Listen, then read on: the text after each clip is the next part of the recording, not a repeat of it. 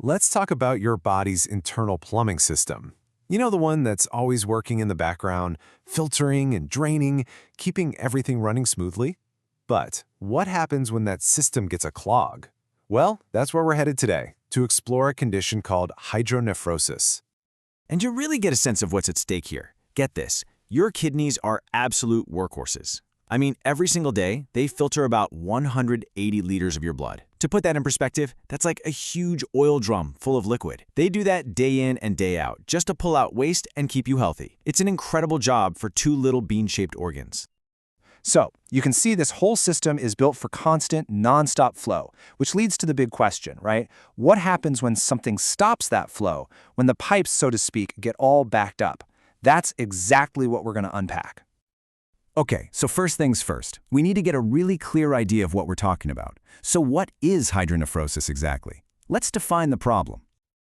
Okay, don't let the medical jargon throw you off. All this really means is that hydronephrosis is the swelling of a kidney because urine is backing up inside it. It happens when the urine can't drain out like it's supposed to, usually because of some kind of blockage. The two words you really need to remember are swelling and obstruction. And you know, a picture really is worth 1,000 words here. This diagram shows the problem perfectly. You can see that blockage in the ureter, that's the tube that carries urine away from the kidney.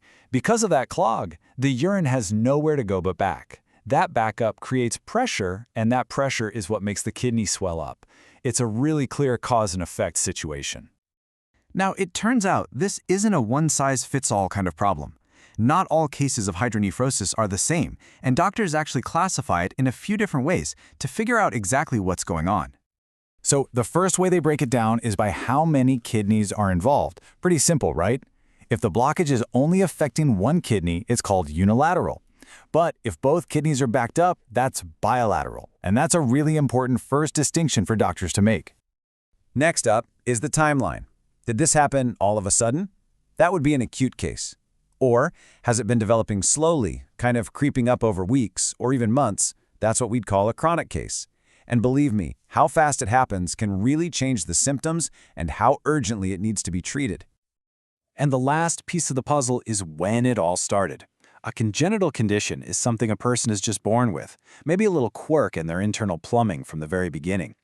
On the other hand, an acquired condition is something that develops later in life because of a new problem.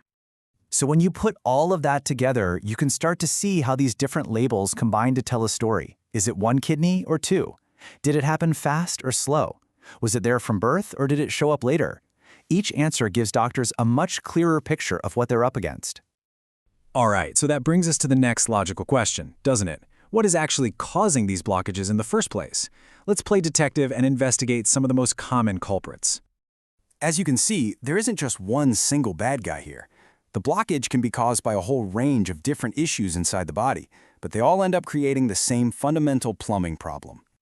Let's run through the usual suspects. First, and probably most well-known, are stones. Yep, kidney stones. Think of them like little rocks physically blocking the pipes. Then you've got something called a stricture, which is just a fancy word for narrowing of the ureter. Tumors can also cause trouble by pressing on the urinary tract. And finally, especially in men, an enlarged prostate can squeeze the plumbing shut from the outside. Okay, we know what it is and we know what causes it. But how does this simple backup of fluid actually harm a super important organ like the kidney? Well, it sets off a chain reaction that puts the kidney under some serious stress.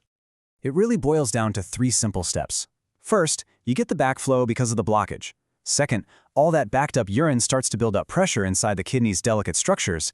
And third, and this is the scary part, if that pressure stays high for too long, it can actually start to compress and damage the kidney tissue itself, and that can lead to a loss of function. And boom, here's a fantastic, detailed look at what we were just talking about. You can see the urine reflux, that's the backflow, traveling right up into the kidneys. That whole area in red, that's highlighting the intense pressure that builds up, which is the direct cause of that potential damage. It's a really powerful way to see what's happening on the inside. So, if this is all happening deep inside your body, how on earth would you even know? Well, your body's actually pretty good at sending out warning signals when something's not right. Let's cover the key signs and symptoms to look out for. The 3 big ones to be aware of are, first, flank pain. That's a pretty distinct, often sharp pain in your side and upper back right where your kidneys are located.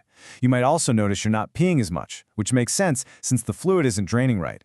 And finally, something called hematuria, which is just the medical term for seeing blood in your urine. Think about it. The specific location of that pain, the change in how much you're peeing, the color of your urine, these aren't just random things. They are very direct signals from your body, basically screaming that the plumbing system is in trouble and needs some immediate attention. So understanding how this whole system works, and more importantly, what the warning signs are, is just so crucial. It really all comes down to one simple thought to take away from all this. Your body is always sending you signals. The real question is, are you listening?